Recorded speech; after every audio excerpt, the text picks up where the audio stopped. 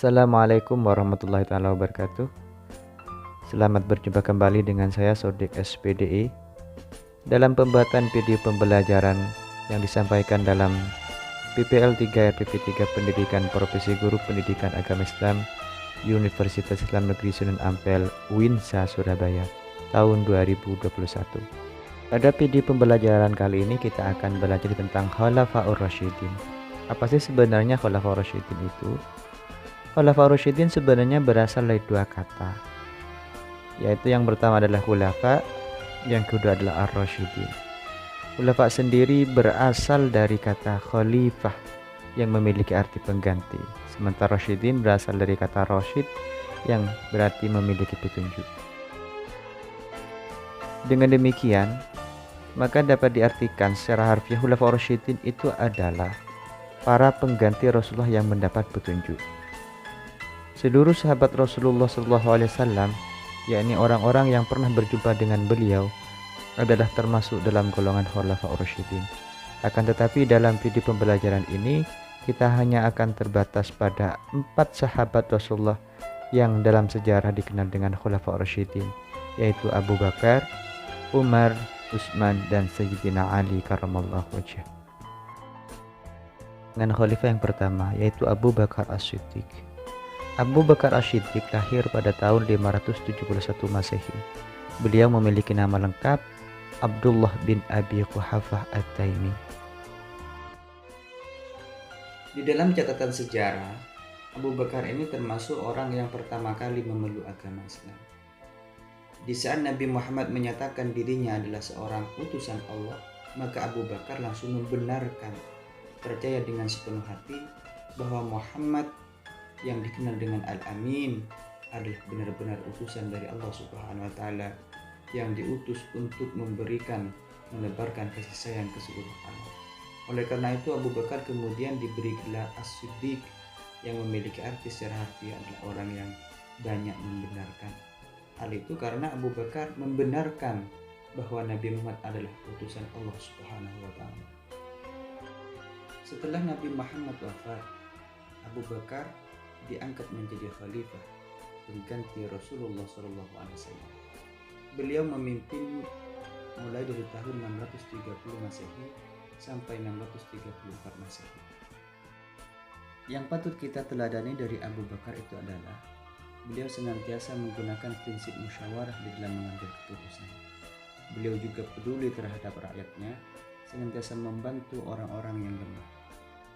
Prestasi yang pernah dicapai oleh Abu Bakar pada masa itu adalah merintis bank sentral untuk kaum muslimin, di mana bank sentral ini memiliki fungsi untuk menampung kekayaan kaum muslimin, juga disalurkannya sesuai dengan pos-posnya masing-masing. Mengiringi wafatnya Abu Bakar As-Siddiq, maka ditetapkanlah Umar bin Khattab bin Abdul Uzza sebagai khalifah pengganti Abu Bakar. Pada saat beliau masuk Islam, ia kemudian diberi gelar Al-Faruq karena bisa membedakan mana ajaran yang kufur dan mana ajaran yang sebenarnya sangat lurus, yakni ajaran agama Islam. Umar bin Khattab memimpin dari tahun 634 Masehi sampai dengan 644 Masehi. Beliau memiliki jasa yang sampai saat ini kita rasakan adalah penetapan kalender Hijriah atau penetapan tanggal 1 Muharram sebagai tahun baru Hijriah, di mana di dalam penanggalan ini yang menjadi tolak ukur adalah masa hijrahnya Nabi Muhammad SAW dari kota Mekah ke kota Madinah. Yang perlu kita teladani dari Umar bin Khattab adalah sifatnya yang jujur, adil, tegas, bijaksana, dan bertanggung jawab. Beliau juga adalah seorang pemimpin yang hidup sederhana dan suka musyawarah. Selanjutnya, khalifah yang ketiga adalah Utsman bin Affan. Beliau mendapat gelar Zunnuraini karena memperistri dua putri Rasulullah SAW, itu Siti Ruqayyah dan Ummi Kulthum. Sayyidina Utsman bin Affan memimpin dari tahun 644 sampai dengan 656 Masehi. Beliau dikenal sebagai sosok yang sangat dermawan. Hal ini terbukti pada masa pemerintahan Abu Bakar As-Siddiq. Beliau pernah memberikan gandum yang diangkut dengan 1000 unta untuk membantu kaum miskin yang menderita di musim kering. Pada saat Rasulullah SAW masih hidup pun, Sayyidina Utsman telah menunjukkan kedermawanannya dengan membeli sumur milik orang Yahudi yang ada di kota Madinah. Pemerintahan beliaulah Al-Quran dibukukan menjadi mushaf yang kita kenal sampai saat ini dengan mushaf Utsmani. Dalam hal ini, beliau itu membentuk panitia yang dipercaya untuk membukukan Al-Quran, yakni Zaid bin Sabit, Abdullah bin Zubair, dan Abdurrahman bin Harith. Di samping itu, jasa Sayyidina Utsman bin Affan pada waktu itu adalah melakukan perluasan terhadap Masjid Nabawi. Hal ini bertujuan untuk bisa menampung terhadap membeludaknya kaum muslimin. Selanjutnya, khalifah yang terakhir adalah Ali bin Abi Thalib, yang tidak lain adalah sepupu sekaligus menantu dari Rasulullah SAW.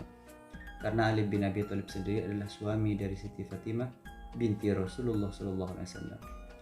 Sayyidina Ali mendapat gelar Babul Ilmi karena kepintarannya. Ini tidak lepas dari kedekatan beliau dengan Rasulullah SAW sejak kecil. Beliau termasuk sumber pengetahuan pada masa itu, di samping sahabat-sahabat yang lain. Di antara jasa-jasa beliau adalah mendirikan beberapa madrasah untuk tempat belajar anak-anak. Di samping itu, beliau juga memajukan bidang ilmu bahasa, serta mengembangkan bidang pembangunan, terutama di kota Kufah sebagai pusat ilmu tafsir, ilmu hadis, dan ilmu nahwu, juga ilmu pengetahuan lainnya. Pada masa pemerintahan Sayyidina Ali lah muncul seorang imam yang bernama Abu Aswad Ad-Du'ali yang menyusun sebuah disiplin ilmu yang kita kenal dengan ilmu nahwu. Di samping terkenal sebagai seorang yang sangat cerdas, Sayyidina Ali juga terkenal sebagai seseorang yang pemberani. Hal ini terbukti pada saat Rasulullah SAW akan hijrah ke Madinah. Beliaulah yang tidur di tempat tidur Rasulullah, agar orang-orang yang mensweeping rumah Rasulullah dikira bahwa dia adalah Rasulullah SAW. Itulah sekilas tentang 4 sahabat Rasulullah SAW. Semoga kita senantiasa bisa meneladani sifat dan perilaku para sahabat, karena mereka adalah generasi terbaik setelah Rasulullah SAW. Semoga apa yang telah kita pelajari menjadi ilmu yang bermanfaat dan menjadi ilmu yang barakah. Amin amin Allahumma amin. Terima kasih atas segala perhatian. Saya atas nama Sodik SPDI mohon maaf atas segala kekurangan. Wassalamualaikum warahmatullahi taala wabarakatuh.